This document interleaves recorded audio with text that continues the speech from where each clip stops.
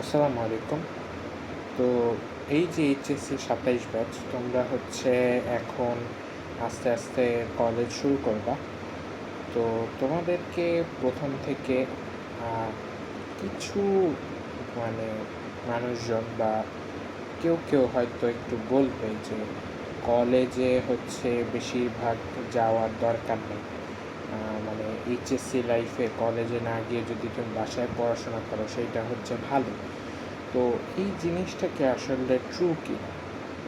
সত্য বলতে যে দেখো, আমরা যারা এইচএসসি পার করে আসছি অলরেডি, আমরা আসলে এই জিনিসগুলো ফেস করছি যে আসলে আমাদের লাইফে কি কি ঘটে। তো ধরো তুমি কলেজে গেলা না এইচএসসি লাইফে তেমন একটা, তাহলে এই যে কলেজের 2 বছর তোমার কলেজের সাথে একটা কী হয়ে যাবে, একটা গ্যাপ হয়ে যাবে। আর কলেজে যে তুমি যাবা না, জিনিসটা এমন না যে তুমি হঠাৎ করে গিয়ে এইচএসসি পরীক্ষায় বসে যাবে। ব্যাপারটা কিন্তু এমন না। প্রত্যেকটা জিনিসেরই কয়েকটা স্টেপ থাকে। সো তোমাকে অবভিয়াসলি কলেজের তুমি ফার্স্ট ইয়ারের তোমার কী করতে হবে, প্রথম সাময়িক পরীক্ষা দিতে হবে, ফাইনাল দিতে হবে। তারপরে তুমি সেকেন্ড ইয়ারে উঠবা। সেকেন্ড ইয়ারে ওঠার পরে তোমাকে কী করতে হবে, প্রি টেস্ট দিতে হবে। টেস্টে পাস করলে তারপরে তুমি কী করতে হবে বলো তো? তারপরে তুমি গিয়ে এইচএসসিতে বসতে পারবে। সো জিনিসটা এমন না যে আমি কলেজে ভর্তি হইলাম, 2 বছরে কলেজে গেলাম না এবং ধাম করে আমি গিয়ে এইচএসসিতে বসে যাব। জিনিসটা এত ইজি না। স্পেশালি তোমরা যারা সরকারি কলেজে ভর্তি হয়েছো তাদের ক্ষেত্রে তো আমি অবশ্যই বলবো যে অবভিয়াসলি তোমাকে কী করতে হবে, নিয়মিত কলেজে যাইতে হবে। কেন? কারণ এইচএসসির কোয়েশ্চেনগুলো করে সরকারি কলেজের টিচাররা।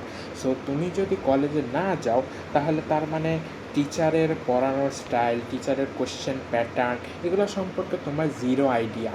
তার মানে এইচএসসিতে কি তোমার মারা খাওয়ার চান্স অনেক বেশি। সো আসলে এই যে বাইরের থেকে অনেক কথা যে শোনা যায় যে এইচএসসি লাইফে কলেজে না গিয়ে খুব ভালো করা যায়, কলেজে না গিয়ে বাসায় বসে বসে পড়ো। আসলে আমি পার্সোনালি এগুলোর সাথে অবভিয়াসলি একমত না। তুমি নিয়মিত কলেজ যাবা। আর আমরা এখনকার জেনারেশন, তোমরা তো জানো যে আমরা আরও বাসায় বসে থাকলে আমাদের মন চায় কি আমরা টাইম ওয়েস্ট করি। সো তুমি হয়তো ভাবতেছো যে আমি কলেজে না গিয়ে আমি বাসায় বসে সারাদিন পড়বো, কিন্তু দেখা গেলো যে তুমি কলেজে না গিয়ে উল্টা আরও ক্ষতি করলা। যেই 4 ঘন্টা তোমার কলেজে দেওয়ার কথা ছিল, সেই 4 ঘন্টা তুমি বাসায় বসে মোবাইল ঘাঁটালা। সো আসলে মানে ইন দি এন্ড তোমাকে আসলে কলেজের সাথে সম্পর্ক রাখতেই হবে।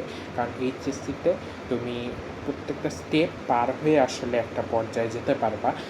আর তারপরে কলেজে বিভিন্ন প্র্যাকটিক্যাল করাবে। তারপরে সেগুলো যদি তুমি মানে কলেজের সাথে কানেক্টেড না থাকো, তাহলে অনেক কিছু এই দিক দিয়ে কী করবে বলো তো, মিস করে যাবে। সো আমি বলবো নিজের পড়ার টাইম নিজে দাও, বাট কলেজে সিরিয়াসলি যাও। কলেজ হেলাফেলার জিনিস না। যেটা আমি বারবার বলি যে এই এসএসসির যেই 10 বছরের রেজাল্ট, এইটার বিনিময়ে তুমি যে কলেজে ভর্তি হবা, সেইটা কি শুধুমাত্র একটা ট্যাগ? সেটা তো শুধুমাত্র একটা ট্যাগ না। সো অবভিয়াসলি কলেজে যাও, নিজের পড়াশোনা করো, এবং এই দুইটার কম্বাইন্ড এফোর্টে তোমার যেন এইচএসসিতে একটা ভালো রেজাল্ট হয়, এটাই বলা।